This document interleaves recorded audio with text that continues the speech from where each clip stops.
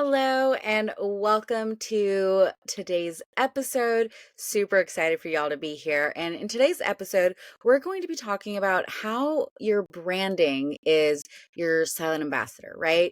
Your brand is talking even when you're not.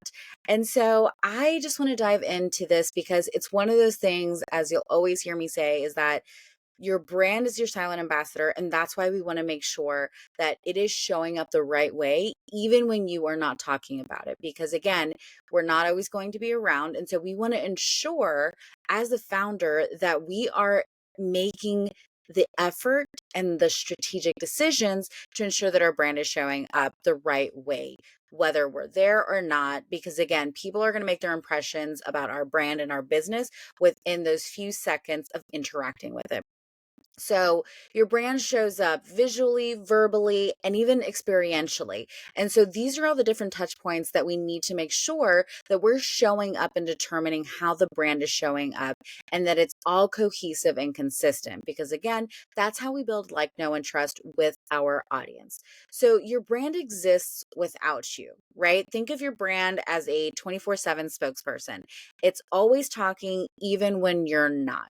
So every touch point, again, like I mentioned, it's all the visual, the auditory, the experiential, and all of those represent and touch the consumer in a very different way. So think of those different touch points that, from email signature to your packaging, to your website, to your social media, it tells a story. And so we want to make sure that at each of those different points, it all is telling the same one, regardless of which point they are interacting with. So in today's podcast, we're going to go through all of those three different kind of like touch points that our brand goes through and is showing as our silent ambassador. Because again, those are the very important points that we want to make sure that we're making those strategic decisions to show up accordingly in our brand. So for example, let's start with the visual part because that's always the fun part and the first thing really that people interact with our brand. So think about your social media account, your website, your, emails, if you even have packaging, all of those things, anything visual that the client is going to interact with at that first moment of interaction between the two, those are crucial parts for your brand. Because again, one, that's that first impression that they're going to have on your business, and they're going to make their immediate perception and judgment, if you will, of your brand. So we want to make sure that everything is cohesive across the board. So what does that mean?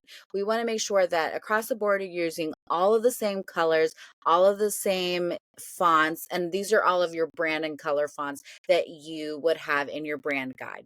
That is your cheat sheet that gives you an outline as to what the visual should like what the fonts should be, and even kind of like a little mood board collage, if you will, of what the vibe should be for your brand. Is it going to be very modern? Is it going to be very minimal? What does that look like? And that's going to be essential because that's the guide for anything that you do. So from marketing collateral to email messages that you send out, like those email blasts, to postcards that you send if you do have a physical product, in the shipping, right? All of those different touch points, any type of creative material that goes out there, we want to make sure that it all looks the same across the board. Because again, that is how we are building that like, know, and trust with our audience. And that is a crucial part because again, as I've mentioned before, and I will keep mentioning this, is that we're not the only ones to do what we're doing. So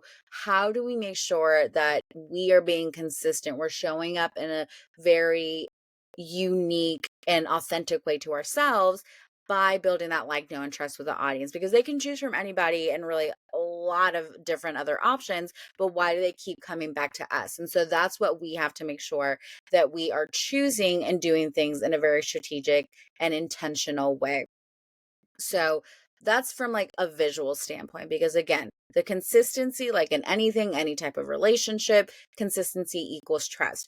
And at the same time, that is a way that we as a brand, we're subconsciously training the consumer to associate certain visual aesthetics with our brand, right? So as you be consistent with your colors, your fonts, anytime they see that in the real world, even if it's not yours, they will think of you and they're like, oh, I need to go see what so and so is doing because they saw those colors, it clicked with them, and then that's what brought them back to your page. So it's, in a way, it's creating like a subconscious loop method, if you will.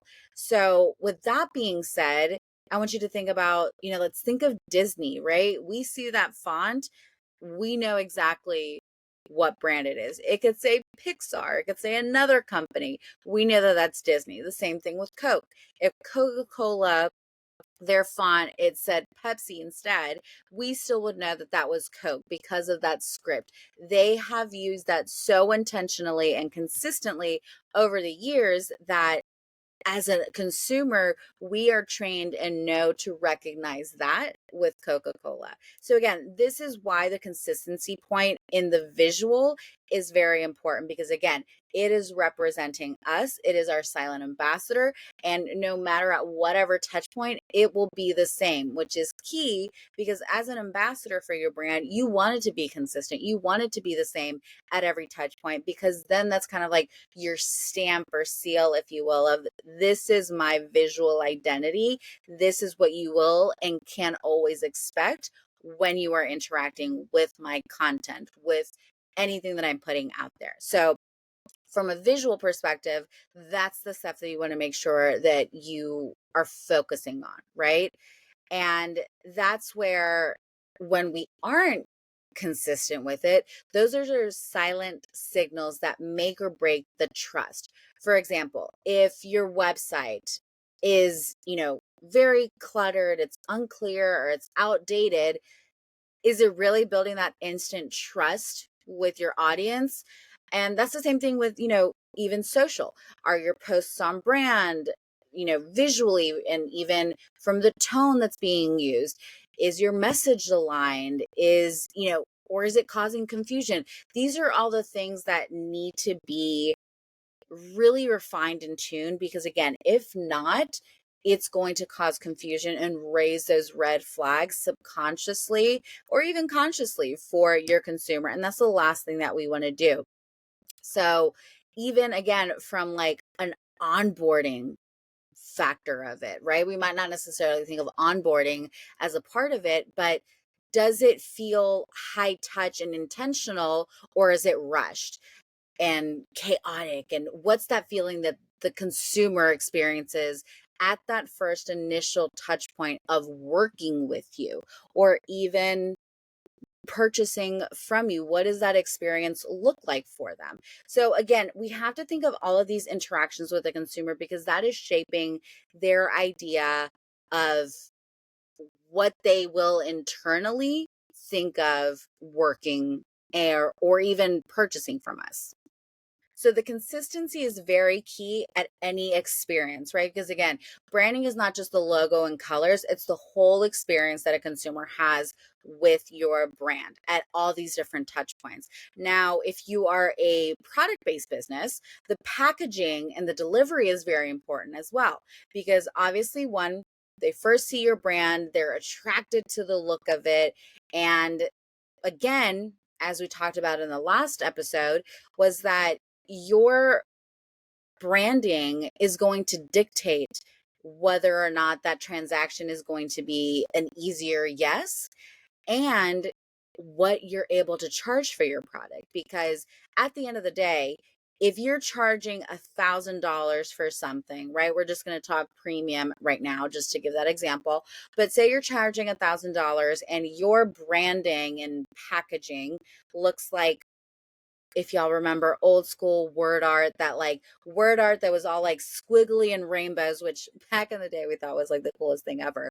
But if that's what your logo and branding looked like, and you're asking for that $1,000, the value and the match between those two is so off that the consumer is going to be like, well, it doesn't look like it should be worth $1,000, so I'm not going to purchase it.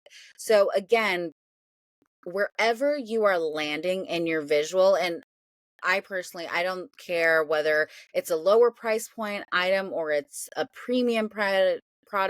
I think that you regardless should show up with your best foot forward, and it still should look good regardless of the price point, right? So you want to make sure that your packaging and the way that you are delivering it is going to match back to the value that you are asking for that product to be purchased at. So, what does that mean? When you are delivering it, is the package just in one of those, mailers from the mail and it's wrapped in white tissue paper and that's it?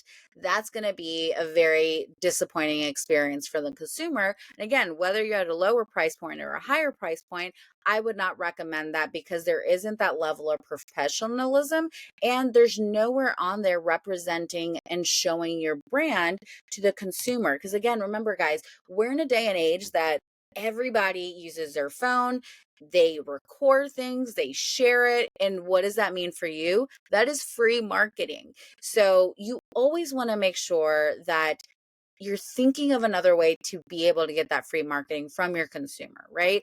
So in this situation, from a package delivery, you want to make sure that you have your brand on there. So whether it's branded sticker, or you're using brand color tissue paper, or if you're even doing it in a box delivery, that your box might be branded, right? Think of FabFitFun. They have super cute and branded packaging that when it comes in the mail, it's something that stands out from all of the other boring junk mail that we get, or even, brown basic FedEx boxes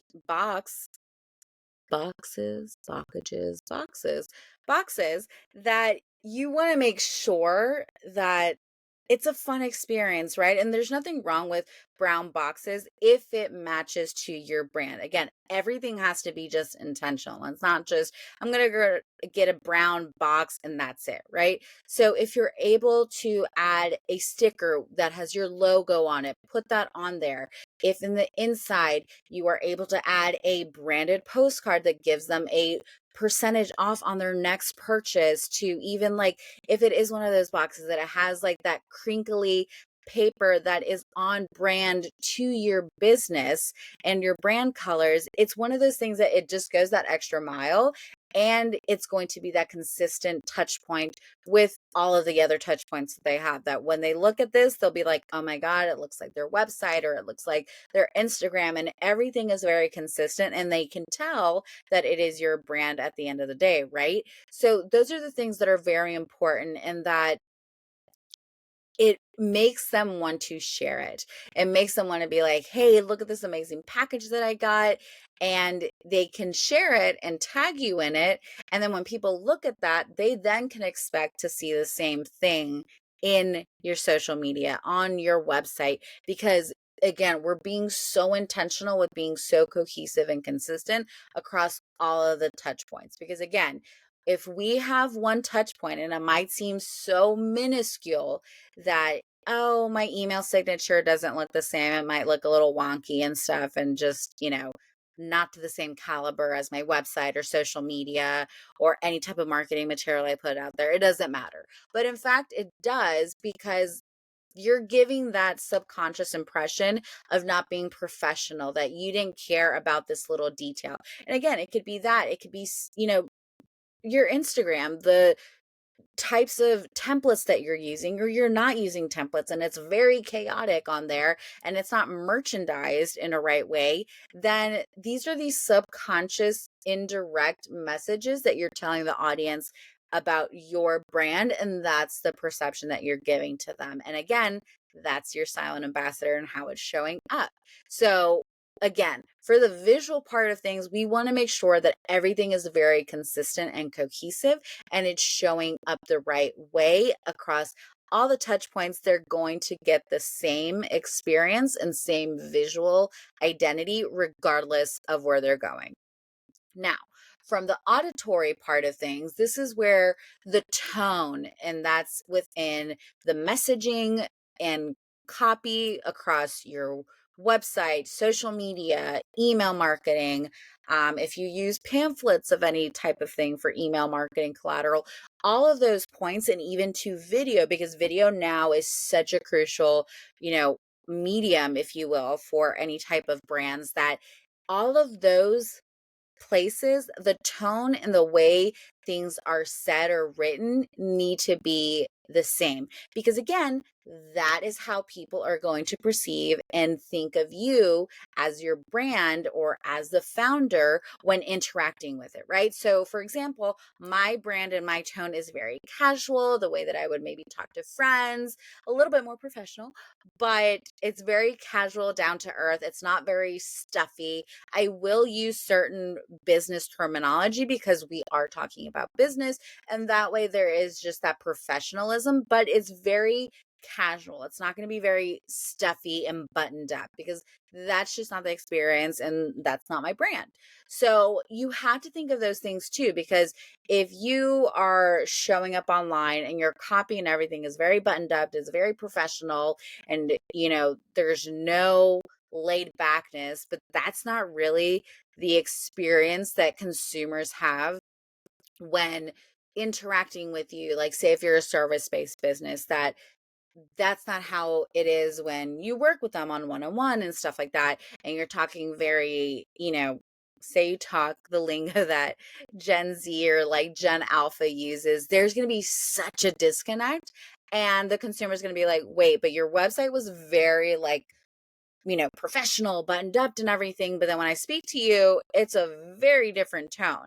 And so that's going to cause red flags, and it's going to cause a major disconnect within your audience. So we have to be consistent with that because, again, one, the consistency is just building that like, know, and trust. But then also, it's going to cause confusion if we are not consistent with that, because then our audience is going to be like, wait, so are they talking to, more of a Gen X or baby boomer, or is it a Gen Z, Gen Alpha type consumer that they're targeting? So again, that's where it causes that issue if we're not consistent in that.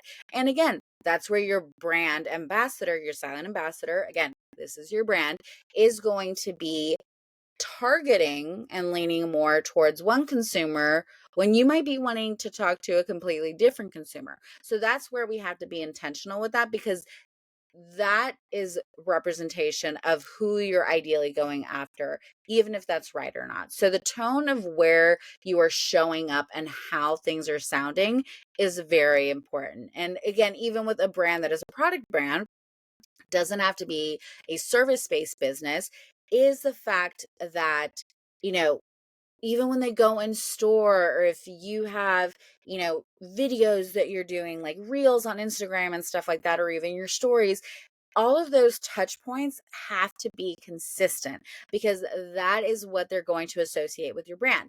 And like I mentioned in our last episode, is with, I always think a great example, because they are a product-based business.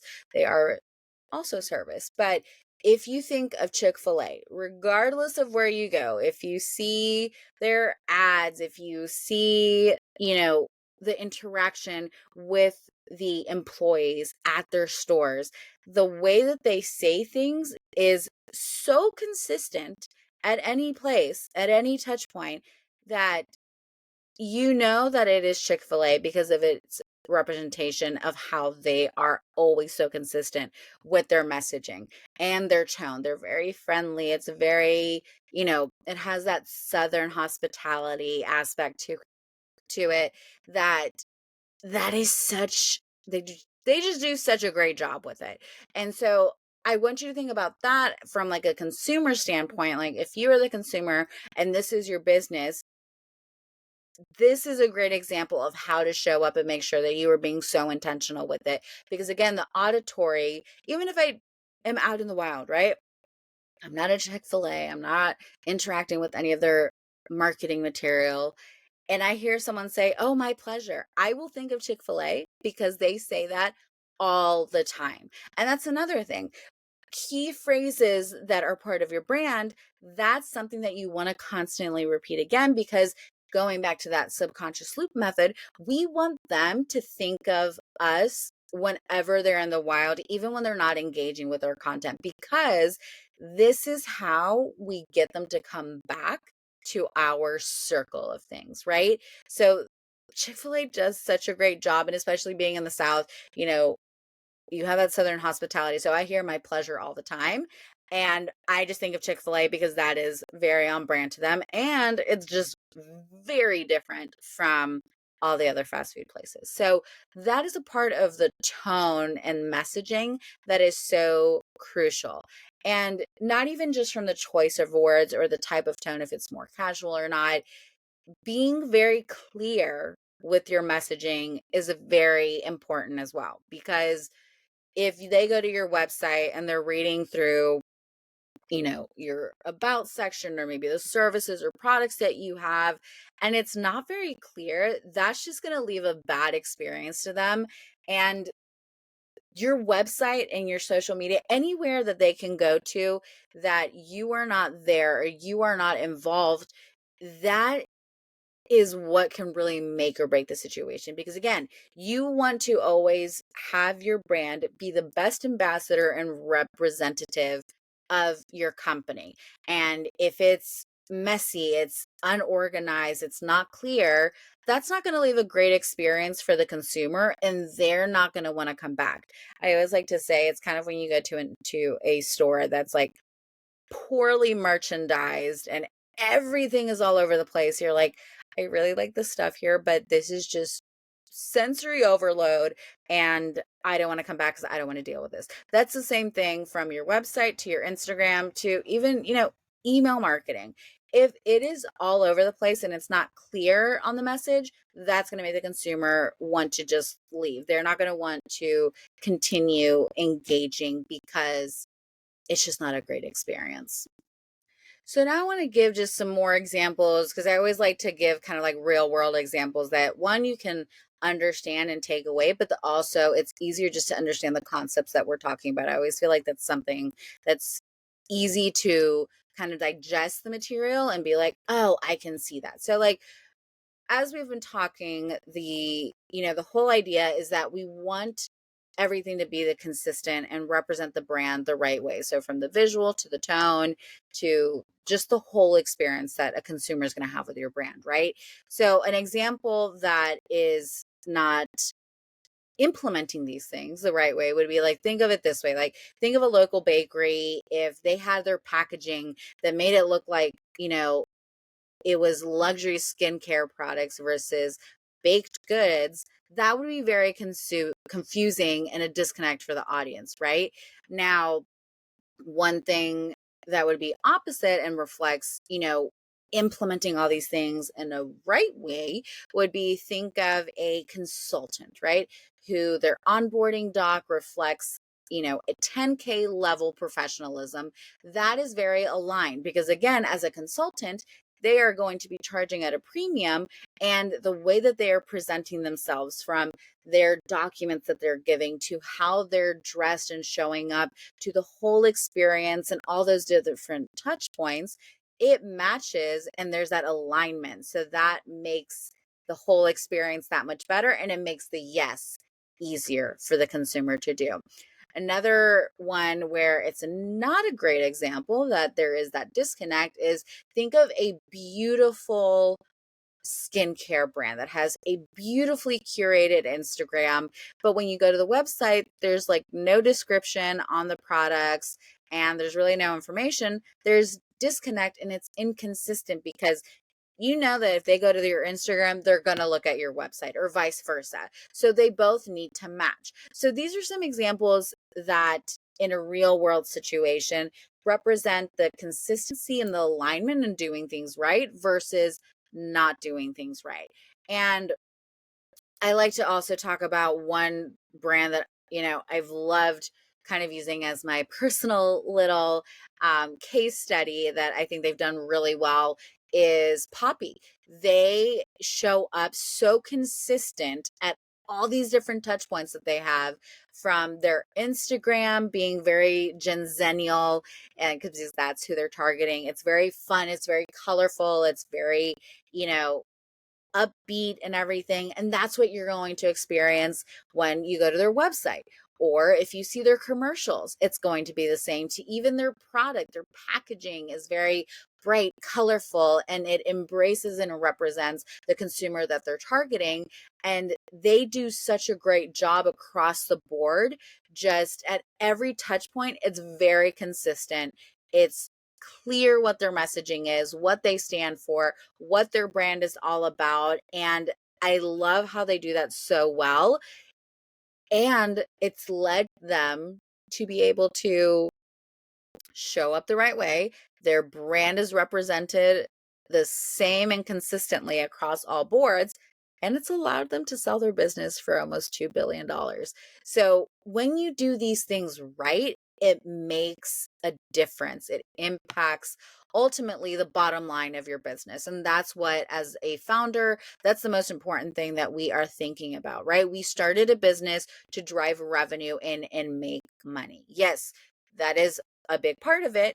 And we also want to help other people, whoever we're targeting and stuff like that. But it is a business at the end of the day. And if it's not driving in revenue and you're not getting to the point where you are in the green and you're making profit, then it might be more of a hobby, or there's a little bit of a disconnect. And that's where these are the areas that we can kind of like take that step back, check and see, are we showing up consistently in all these places through the visual, through the auditory, through the tone, through the messaging, through the whole customer experience? Is it the same? So we want to always make sure that we're taking that step back, because if we are having issues with sales, these are probably areas that might need some improvement, and that's okay. There's always room for improvement to make things better in business. So take that step back and ask yourself, am I doing these things correctly in these situations? Am I showing up consistently? Because again, consistency, one, just for yourself as a founder, it builds confidence. If everything looks the same, right? It looks great, right? You feel like, oh my God, this looks amazing. It looks professional. We're showing up the right way.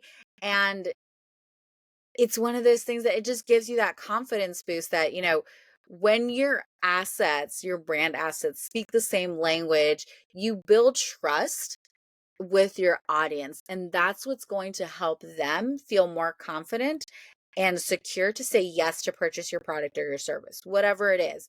And that ultimately increases the conversion rate. And that is something that we have to take into consideration, because again, as I've mentioned before, subconscious and psychological decisions or even that thought process, if you will, that's what the consumer does in their subconscious to make the purchasing decision to buy your product or not, or your service or not. Everything is emotion and subconscious. So if we're creating an emotion of inconsistency or, being on the fence, that's not an emotion that's going to make the consumer want to say yes. It's going to most likely make them hold off and not want to proceed.